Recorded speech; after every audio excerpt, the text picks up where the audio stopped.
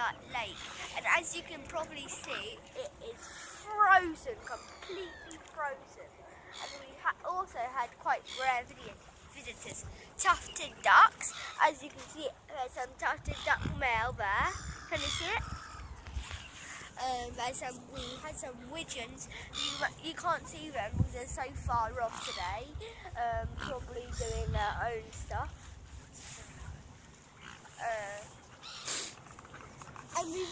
And can you see, I've actually saw something quite exciting, a grey heron standing on the ice. Got it? And that was exciting. What a day. I hope you find a lake near you, which it's frozen to enjoy. Hope you see some rare fun birds.